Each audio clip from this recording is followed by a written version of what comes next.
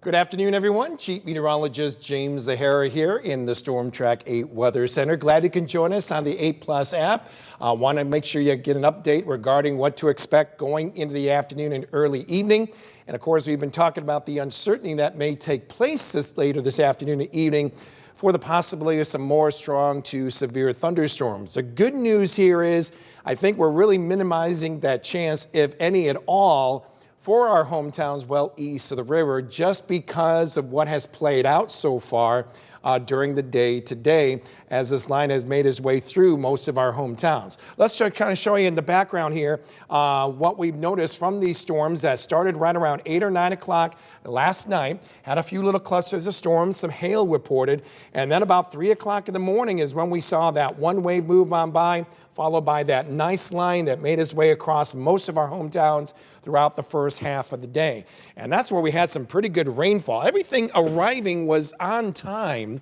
We had the heavy rain. We had a lot of reports of some pea-sized hail. What we didn't see from this line so much, especially this morning, were those severe wind gusts. Okay, we weren't able to really bring down those winds so much. So that was a big relief for many come this morning as far as heading off to work or even school. Now, one of the things that we were talking about as well would be that cold front that's now located off to our west. We are getting some sun if you've been out this afternoon, and temperatures are warming up very nicely. We're already seeing numbers in the mid to even upper 60s, and we got a little bit of some instability to work with. However, though, it may not be enough convective energy to really produce another round of severe thunderstorms across our hometown. So that is kind of the big difference that we see heading into this afternoon. I think this front will come in here fairly quietly. We can't rule out a couple of showers, maybe even a thunder shower on the Illinois side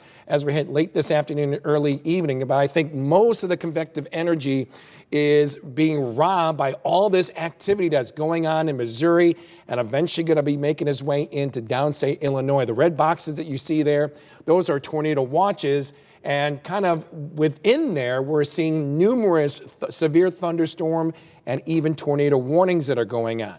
All that should stay well down to our south and making its way off to the east. And you can see the Storm Prediction Center is kind of agreeing with that as well, where the better chance we're seeing some very severe thunderstorms, some that could produce several tornadoes. That's going to be in the southern tip of Illinois and extending as far south as western Tennessee, right around Memphis. That is going to be a very dangerous scene for those areas, for those towns heading into this evening. For us around here locally, we got the front coming on through, but it just doesn't seem like we have enough convective energy to really produce any real good chance for some severe weather in hometowns off to our east. So that's why we're going to pretty much take away our weather impact alert as we go through the afternoon and early evening as well. Now, the other factors that we're keeping in mind here is the wind and what will actually transpire going into these next few hours or so. Let's first talk about our temperatures, because as you noticed outside, we are getting a nice gap in the activity. We're seeing some sun, windy conditions, but also very warm numbers. Upper 60s around the Quad Cities, already now around 70 degrees in Iowa City and Muscatine. And there the winds, they have been clocked close to 40 miles an hour in some spots, but you see the strongest of the winds are still located out to the west around places like around Des Moines, Oskaloosa, Ottumwa. Look at Marshalltown, wind gust around 56 miles an hour. So this is where we have that wind advisory still in play for later this afternoon for most of our area, with the exception of Joe Davies, Carroll, and even around Whiteside County for this evening. It's about 7 o'clock this evening or so.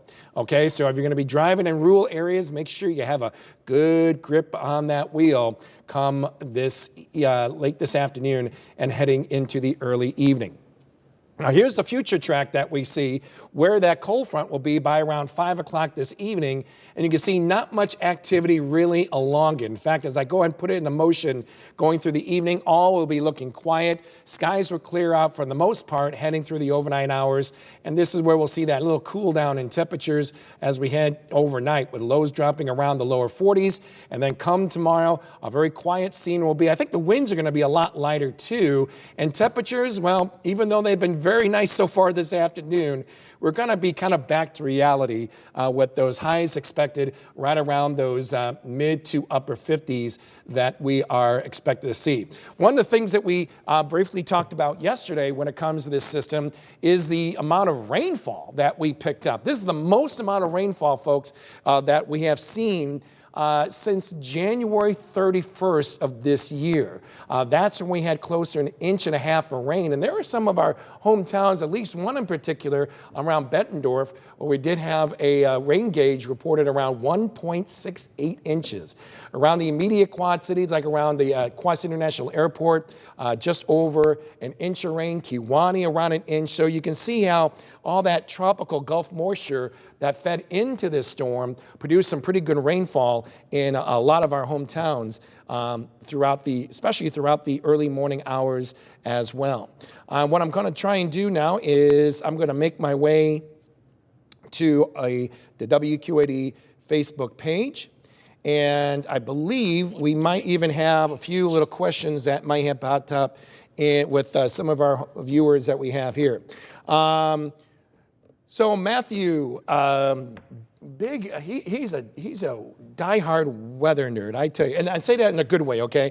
So will there be any severe weather warnings, thunderstorm warnings for the Kewaunee area this evening?